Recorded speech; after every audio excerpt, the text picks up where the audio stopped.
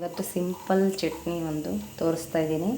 ಅದಕ್ಕೆ ಬೇಕಾಗಿರೋ ಇಂಗ್ರೀಡಿಯೆಂಟ್ಸು ಹಸಿಮೆಣಸಿನ್ಕಾಯಿ ಹುರ್ಕೋಬೇಕು. ಫಸ್ಟು ಹುರಿತಾ ಇದ್ದೀನಿ, ಆಮೇಲೆ ಈ ಥರ ಹುರ್ಕೋಬೇಕು. ಆಮೇಲೆ ಬೆಳ್ಳುಳ್ಳಿ ನೋಡಿ, ಒಂದು ಗಡ್ಡೆ ಬೆಳ್ಳುಳ್ಳಿ ಹಾಕ್ಕೋಬೇಕು.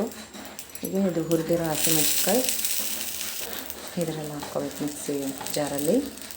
ಒಂದು ಸ್ವಲ್ಪ ಕೊತ್ತಂಬರಿ ಸೊಪ್ಪು ಹಾಕಿದ್ರೆ ತುಂಬ ಚೆನ್ನಾಗಿ ಫ್ಲೇವರ್ ಇರುತ್ತೆ ಮತ್ತು ಟೇಸ್ಟು ಬರುತ್ತೆ. ರುಚಿಗೆ ತಕ್ಕಷ್ಟು ಉಪ್ಪು. ಇದನ್ನು ಈಗ ಮಿಕ್ಸಿಗೆ ಹಾಕ್ಕೊಂಬರೋಣ. ಈಗ ರುಬ್ಕೊಬಂದಿರೋ ಹಸಿಮೆಣಸಿನ್ಕಾಯಿ ಪೇಸ್ಟು ಮೊಸರಿಗೆ ಹಾಕಬೇಕು. ಮುದ್ದೆ ಭಾಳ ಚೆನ್ನಾಗಿರುತ್ತೆ. ಈರುಳ್ಳಿ ಹಾಕ್ಕೋಬೇಕು ಫ್ರೆಂಡ್ಸ್, ಚೆನ್ನಾಗಿರುತ್ತೆ ಮೇಲೆ ನೋಡಿ.